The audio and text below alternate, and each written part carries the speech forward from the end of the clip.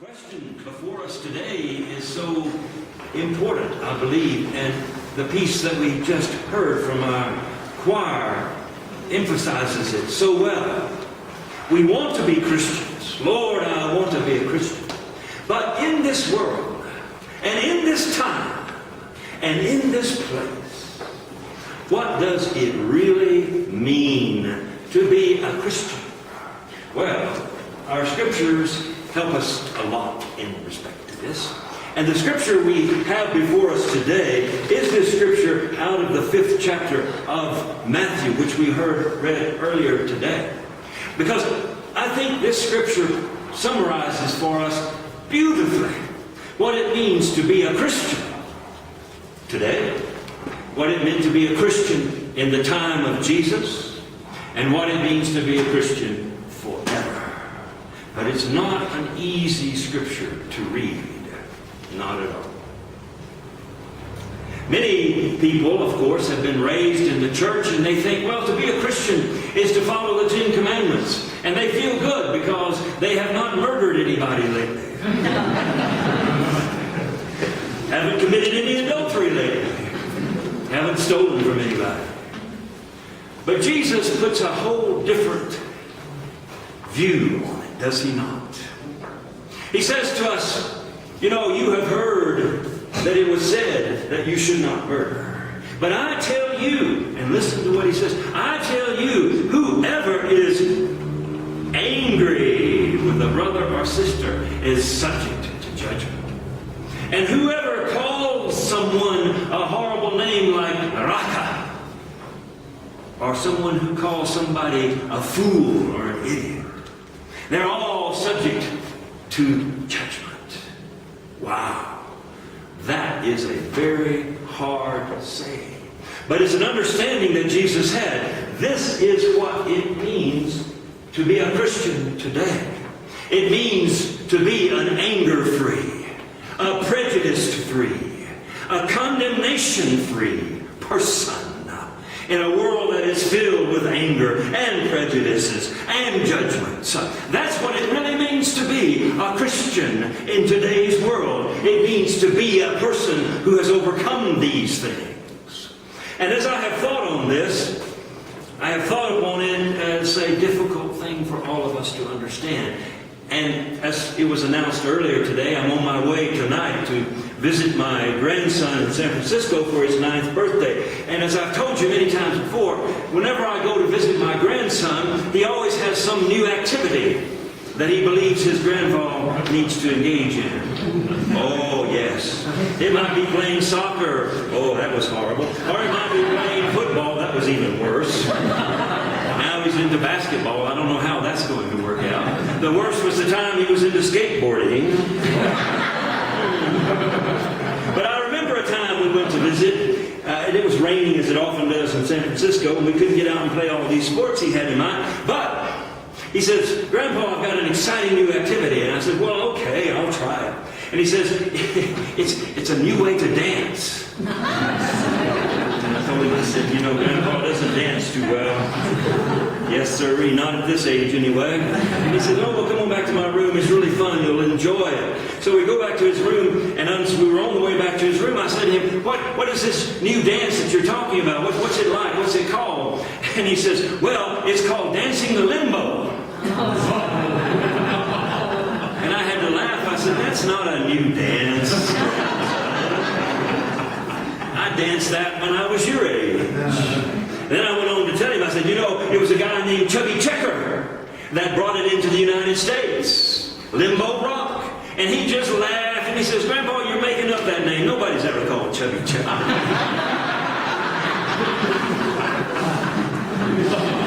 I said, all right, show me your new dance. And it was just like the current dance. Had the pole there. The music didn't quite sound like Chubby Checker's music, though. I'll have to say that.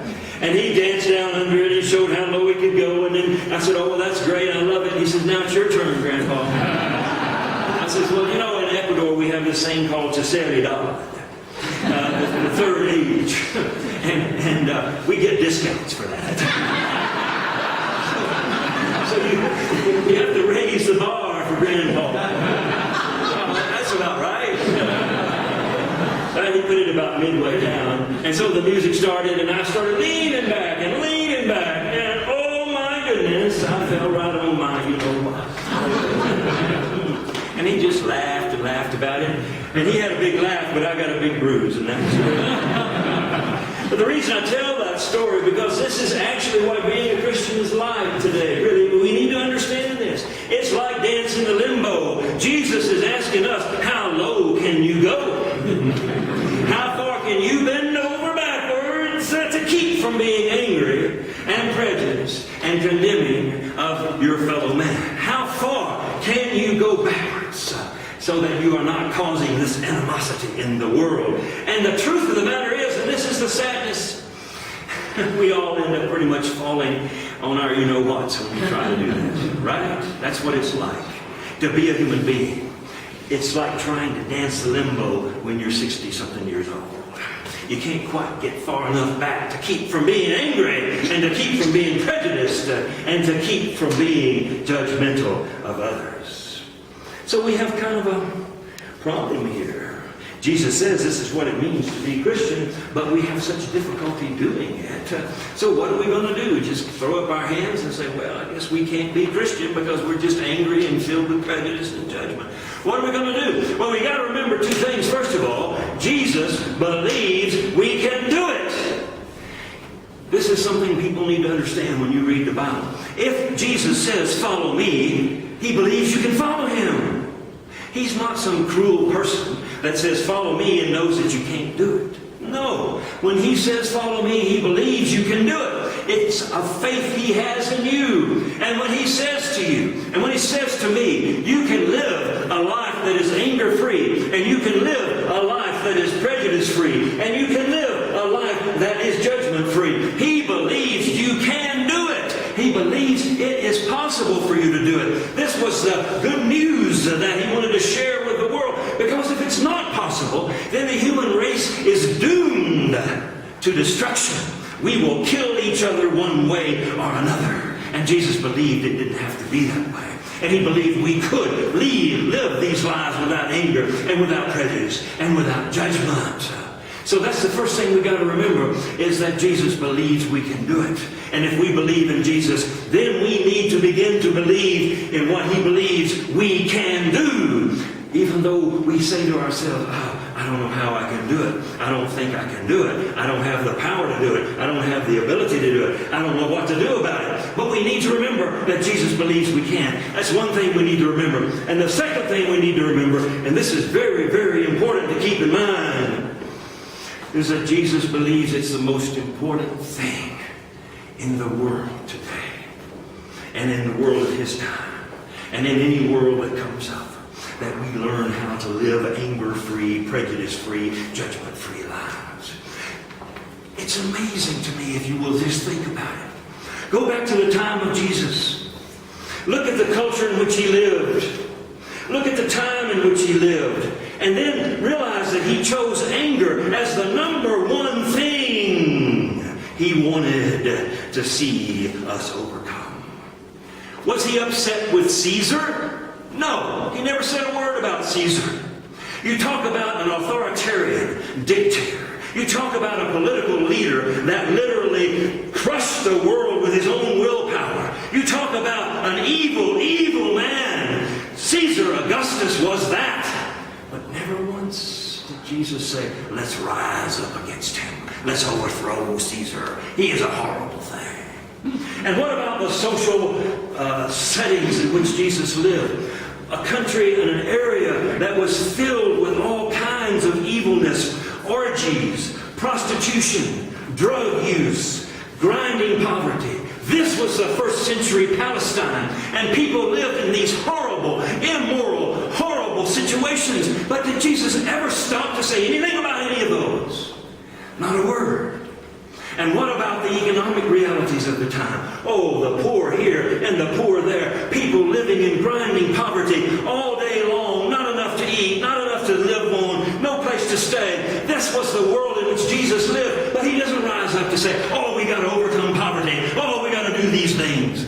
He says the number one thing we need to worry about is human anger, human prejudice, human judgment. That's what we must worry about. These other things are not worthy of my consideration, Jesus says. The thing I want to be concerned about is our anger toward others, our prejudice toward others, and our judgment of others. This is the number one thing we got to do something about. So here it is. Here it is. Jesus believes we can be this way. And he believes it's the most important thing for us to focus on in this world. And it is something that we must then take very seriously, I do believe. If we want to truly be Christians, if we want to truly follow in the way of Jesus, then we got to take our anger and our prejudice and our judgment of others very, very, very seriously. And we need to do something about it. But what? That's the question. Well, gee, I don't have 4 or 5 hours to go with all of this. I have just a little time. So I have 2 small things I want to get across today. 2 things we can do. I really believe we can do these 2 things that will help each and every one of us free ourselves from this horrible situation in which we find ourselves, filled with anger and prejudice and judgment of others. The first of these I learned a long time ago. I learned it in theology school, yes, but I learned it in practical reality when I went to the dentist one day. It was for a checkup. I didn't do many dental checkups in my life, but I decided it was time. I had a desire to go there. So I went to the dentist for a checkup, and, the dentist really looked into my teeth, and then he got this little metal bars about this long, and just a simple little thing. And he began to tap on my teeth. Tap, tap, tap, tap, tap, tap, tap, tap. And I was like, okay, tap, tap, tap, tap, tap, tap, tap, tap. Then he switched over to this side. And that first molar on the back, when he tap, tap, tapped on that, oh, did that hurt. I let out a yelp. Oh, goodness. Hit right on top of it. It hurts so bad. And you know what he did? He tapped on it again. That's the stupidest thing I've ever seen. Does it hurt? Oh, yeah, that's why I'm yelping like a dog. Yeah, it hurt. And that stuck with me, that pain from the tap, tap, tap, tap, tap. Pain, tap, tap, tap, tap. And as I began to think about anger, we cry out in anger. And we cry out in our prejudices and our judgment of others. It's as if somebody tap, tap, taps on our tooth, and it hurts. And because it hurts so bad, we lash out in anger, or we decide to be prejudiced toward them, or we judge them and condemn them. And what is the lesson we learn? Is it the little metal stick that's causing the pain? No. The dentist explained it to me as though I needed to be explained. It's the fact that your tooth is full of decay. That's why you have the pain. That's why you feel the prejudice. That's why you think so judgmentally about your neighbor. It's nothing to say about them. It's not their wrong actions. It's the fact that you are full of decay. That's why you're angry. That's why you're prejudice-filled. And that's why you're judgment-filled.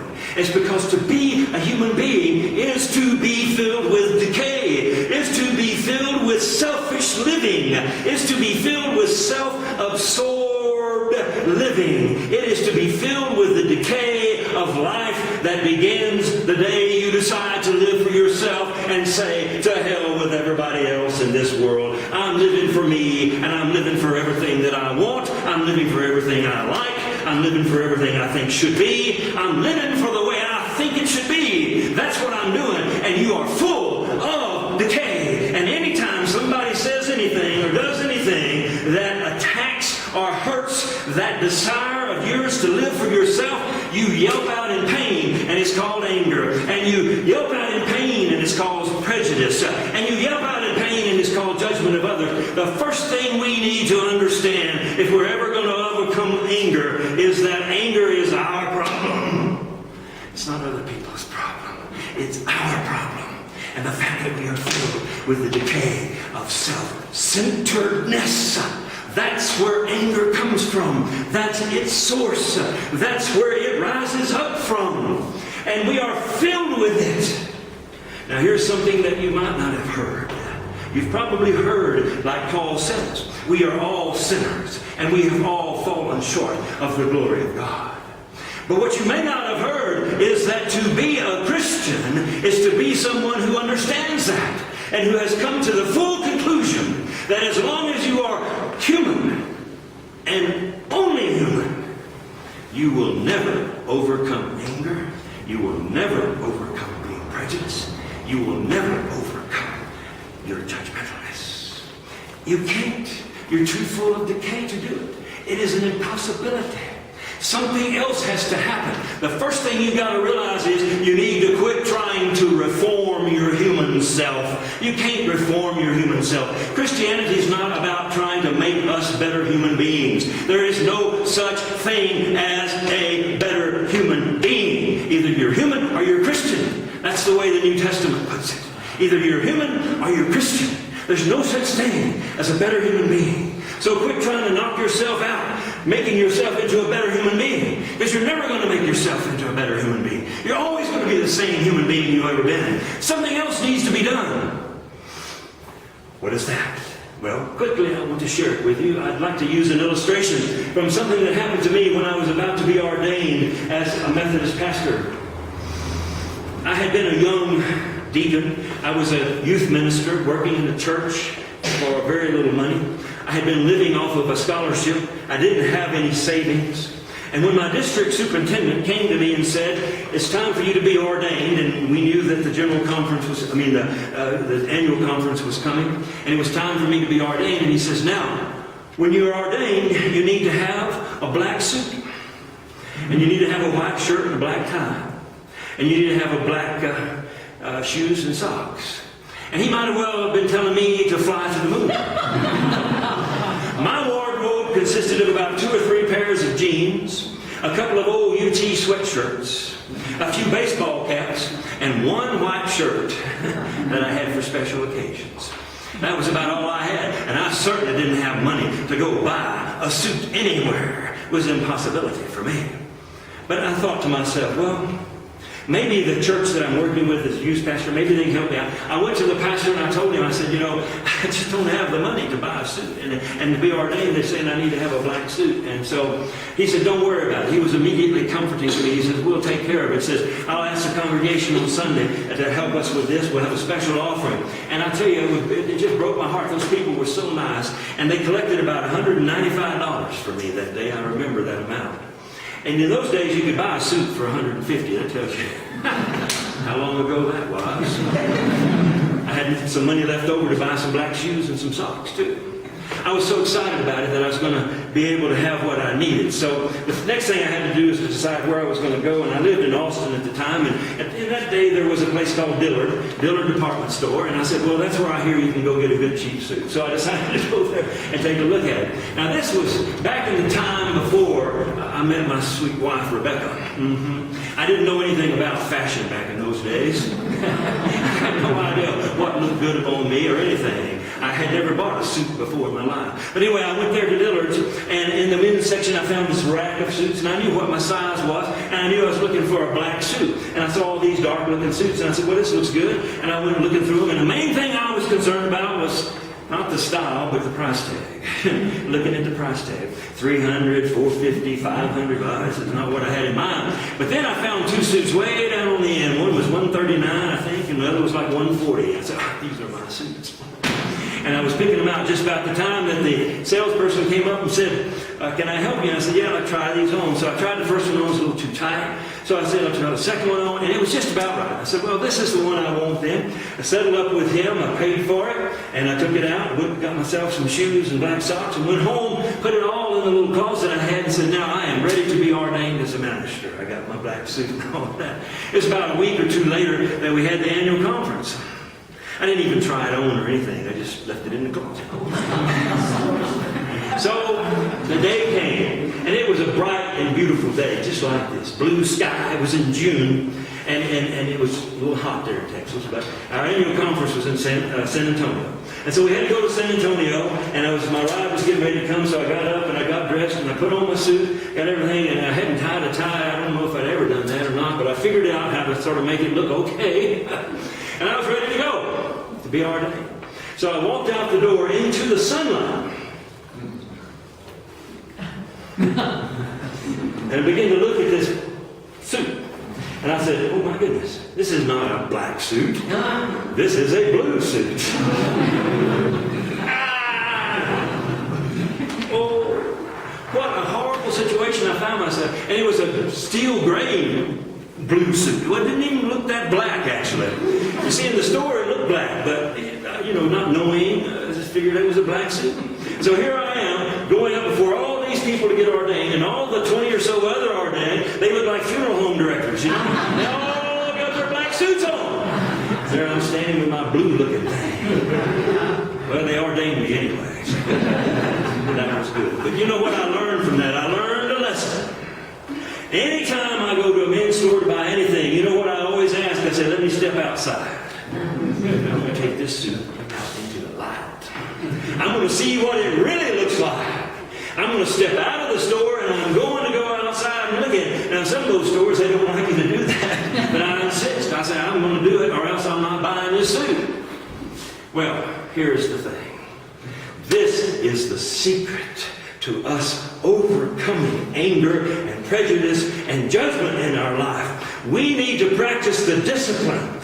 We need to practice the discipleship of learning how to step out of ourself and into the light of God's presence. That's what we need to do. We need to learn how to step out of all of our preconceived ideas about other people, all of our preconceived notions about what is right and what is wrong. We need to learn how to transcend. We need to learn how to step out of ourselves. As Jesus said, whoever would be one of my followers must learn how to deny themselves, which is to say, I'm stepping out of that self that I am. I'm stepping out of all the things I believe are true. I'm stepping out of all the things I think are right. I'm stepping out of all of that. Oh, that's behind me. I'm now out here a completely unattached, uncommitted individual, and I'm looking at you, a completely unattached individual, and we're looking at each other in the light of day. We're looking at each other in the light of God. Now,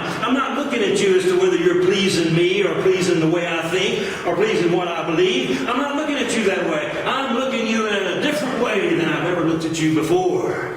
And what is that way? How am I seeing you once I step out of myself? What am I really seeing? Because when I'm in myself, it's just like in the store. The black suit looks blue, and the blue suit looks black. But when I get out here, I begin to see the truth of the matter. Now, if you had your Bibles, you could look at verse 25, but I'll remind you of what it says in our reading today. Jesus is warning us that when you're with your adversary and you need to try to get this love going between each other, he says, do it quickly while you are on the way together. While you are on the way together. You see, when you step outside yourself, you begin to realize that the person you're looking at that you might be angry with, or that you might be prejudiced toward, or that you might want to judge or criticize or condemn, that person is the same as you. You're all on the same way together. And there, but for the grace of God, go I. You see? The person you are looking at, that you were so angry at over here. Oh, I can't stand them. I hate the way they are. Bah, bah, bah, bah. But when you get out here, you begin to realize they're just like you. They got sufferings. They got miseries. They got problems. They got worries. They got ideas that are good sometimes. They got ideas that are bad. They're just like you. They're just struggling through life. They're just trying to get to wherever they're going. They're not any different than you. They're the same as you. They're a fellow human being just like you. There's no need for you to be angry. There's no need for you to be prejudicial or judgmental toward them. They are the same as you, and you are both on the same way together. What is that way? Well, we all know what that way is. That way is headed to a grave. That way is headed to a crematorium. Every one of us is on the way to death in this life. So whatever it is we think is so physically important, whatever idea we got, so, oh, my idea is so right, you are all so wrong, all that's going to burn up either in the crematorium or it's going to rot in the ground. That's what's going to happen. So why are you letting that separate you from someone else? Why are you thinking that's so important? Let me tell you, there's going to come a day it's not going to be important. It's like Jesus says, you're all headed toward the judge. Everybody going toward the judge. So you better make up and get along while you have a chance. You better make up and get along while you can. Because now you begin to see that these people that you hated or that you were so prejudiced against or that you're so angry about, they're literally just like you trying to get through life. And the best thing you can do is try to get through life with them and love them and care for them and take care of them and do all that you can. Because that's a valuable thing to do. Let me tell you, I learned this a long time ago. What separates us is useless. It's the commonality we have that is worth something. And I love it when I see Christian people overcoming their differences and loving one another. Because then I can think of them as truly Christian people, because that's what they are. They have overcome their anger. They've overcome their prejudice. They've overcome their judgment because they've learned the discipline of stepping outside of themselves and seeing each other as the brother and sister that they are. I want to tell you something. I stand over here during our fellowship time after service. And I'm standing over here not just because I don't have anything to do. I'm standing over here because I'm watching. I'm watching this little congregation. And I'm watching the fellowship. And I'm trying to see, is there really love here? Is there really fellowship here? Or is there this anger and this prejudice that is so prevalent throughout the world? This is called a sanctuary. This is supposed to be a place where we're practicing stepping out of ourselves and loving each other as brothers and sisters. And I saw something back in November. It's a long time ago. Back in November, when everything was in the heat of the great election in the United States. This was before the election was held. And I was watching our congregation to see if we were going to be divided like the rest of the United States. If we were going to be filled with a group over here and a group over there that did not think very highly of each other. I wondered about that. And what I saw was this. I saw one of our members who I knew to be in favor of Trump as much as anybody could be in favor of them. And then I saw over here another one of our members that was in favor of Hillary Clinton as much as anybody in the world could be in favor of her. I saw these two individuals. And you know what they were doing? They were standing right over there with coffee in hand. And they were laughing and talking to each other. And they were accepting each other.